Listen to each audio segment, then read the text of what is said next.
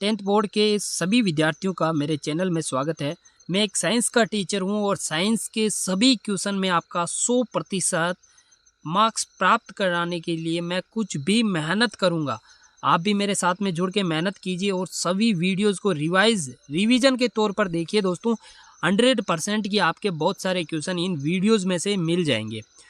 देखो, हम यहाँ पर सभी चैप्टर का रिवाइज कर सकते हैं। पूरे प्रॉपर तरीके से तो नहीं पढ़ सकते, पर रिवीजन हम जरूर कर सकते हैं, तो हम वो जरूर करेंगे।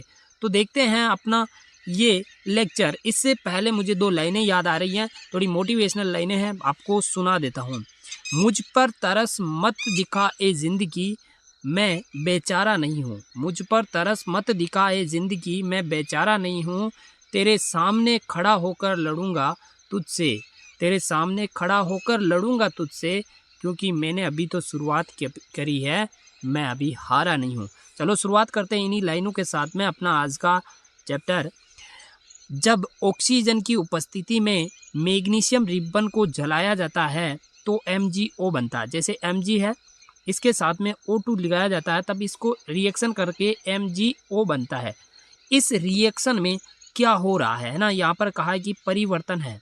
यहाँ पर अपचयन हो रहा है, ऑक्सीकरण हो रहा है, या दोनों। तो यहाँ पर हो कुछ ऐसे रहा है कि मैग्नीशियम के साथ कौन जुड़ रहा है, ऑक्सीजन जुड़ रहा है। तो जब जब किसी के साथ में कोई जुड़ता है ऑक्सीजन, तो उसे बोलते हैं ऑक्सीकरण। और ऑक्सीजन जब किसी से हट जाता तो उसे बोलते हैं अपचयन। इन अपचयन, ऑक्सीकरण या किसी भी प्रकार की जो रिएक्शन है, उनके बारे में मैंने पहले डिटेल से स्पष्ट वीडियो में बताया है। अगर आपने वो वीडियो नहीं देखा तो वो जरूर देख लीजिए, क्योंकि रिएक्शन सारी उसी वीडियो से आने वाली है। अगला क्वेश्चन है, लेड सल्फेट का PbS है ना, में परिवर्तन होना। यहाँ पर मैं रिएक्शन लिख दूंगा, आप देख लेना यहाँ पर कौन सा परिवर्तन हो रहा। तो PbSO4 का अपचयन। देखो यहाँ पर अपचयन हो रहा है, अपचयन का मतलब ऑक्सीजन हटना। तो देखो यहाँ पर जो ऑक्सीजन था, अभी वो यहाँ ऑक्सीजन नहीं है। जब जब ऑक्सीजन हटता है तो अपचयन कहलाता है, और जब जब ऑक्सीजन जुड़ता है तो ऑक्सीकरण कहलाता है। तो यहाँ पर PbSO4 का क्या हो रहा है, अपचयन हो रहा है। तो रिएक्शन में लिख दूंगा, आप यहाँ पर आप देख लेना, ये वाली ये रिएक्शन देख लेना आप क्या हो रहा है इस पे। अगला क्वेश्चन है, लेड ऑक्साइड कार्बन के साथ में Pb और CO2 बनाती है। लेड और कार्बन डाइऑक्साइड बनाती है। तो यहाँ पर अभिक्रिया में क्या हो रहा है ना, इस अभिक्रिया में संबंध सत्य है। सीसा बोले तो लेड अपचयित हो रहा है। देखो अपचयन का मतलब अभी समझाया था, ऑक्सीजन का टूटना। तो यहाँ पर यही हो रहा है, ऑक्सीजन यहाँ पर टूट रहा है। अभी ऑक्सीजन इसके पास नहीं है, यहाँ तो था परंतु अभी नहीं है। अगर कार्बन के बारे में पूछता तो कार्बन का यहाँ पर क्या हो रहा है, कार्बन का यहाँ हो रहा है ऑक्सीकरण। तो कार्बन का तो ऑक्सीकरण हो रहा था यहाँ पर शीशे का तो अपचयन हो रहा है, ये तो सही है।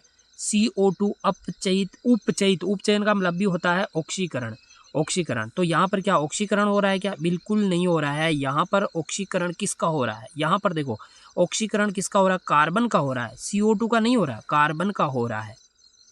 तो यहाँ पर हमारा राइट आंसर क्या हो जाएगा, ए ऑप्शन राइट हो जाएगा।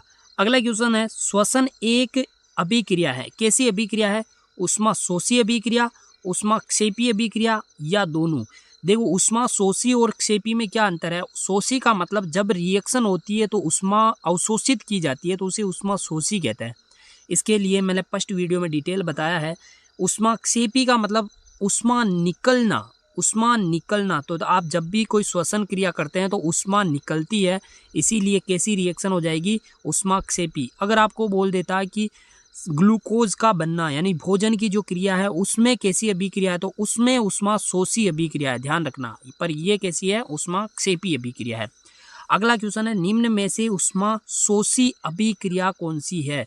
ऊष्माशोषी, यहाँ पर शोषण होना चाहिए, ऊष्मा का शोषण होना चाहिए। तो आपको अभी एक तो मैंने नाम बता दिया कि भोजन की भी क्या है, ऊष्माशोषी अभिक्रिया है। यहाँ पर कार्बन के साथ ऑक्सीजन मिलकर यहाँ पर कार्बन डाइऑक्साइड बना रहा है, ये ऊष्माक्षेपी अभिक्रिया, शोषी नहीं है। यहाँ पर N2 के साथ ऑक्सीजन मिलकर बना रहा है, तो ये क्या हो गई, ऊष्मा कौन सी अभिक्रिया, ऊष्माशोषी अभिक्रिया कौन सी हो गई, ये वाली। तो यहाँ पर हमारा राइट आंसर क्या हो जाएगा, बी ऑप्शन राइट हो जाएगा। अगला क्वेश्चन है, फेरस सल्फेट को गर्म करने पर होने वाली अपघटय या वियोजन अभिक्रिया, है ना। वियोजन यानी जो होता है, अपघटय होता है, वो कौन सा अपघटन हो रहा है यहाँ पर देखो, उष्मीय वियोजन, प्रकाशीय वियोजन और विद्युत अपघटन, इन तीनों के बारे में थोड़ा सा जान लेते हैं। उष्मीय वियोजन का मतलब अभिक्रिया होने के दौरान ऊष्मा की ज़रूरत तो होती है, परंतु वो किसके माध्यम से आती है, हीट के माध्यम से, हीट के माध्यम से। और प्रकाशीय अपघटन में क्या होता है, प्रकाश की उपस्थिति में अभिक्रिया होती है, प्रकाशीय वियोजन कहलाता है। विद्युत वियोजन क्या होता है, तो इसमें क्या होता है कि विद्युत की जरूरत पड़ती है, अपघटन करने के लिए विद्युत की जरूरत पड़ती है, तो विद्युत अपघटन अभिक्रिया कहलाती है। तो यहाँ पर फेरस सल्फेट को तोड़ने के लिए यहाँ उसमें वियोजन अभिक्रिया हो जाएगी, है ना। तो यहाँ मैं समीकरण भी आपको लिख दूंगा, आप देख लेना। अम्ल व क्षार की अभिक्रिया से लवण व जल बनता है, ऊष्मा मुक्त होती है।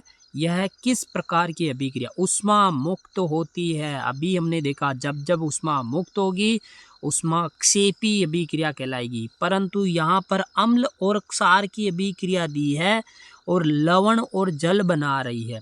तो जब जब अम्ल और क्षारक आपस में अभिक्रिया करते हैं तो लवण बनता है और जल बनता है, तो ऐसी अभिक्रिया कहलाती है उदासीनीकरण।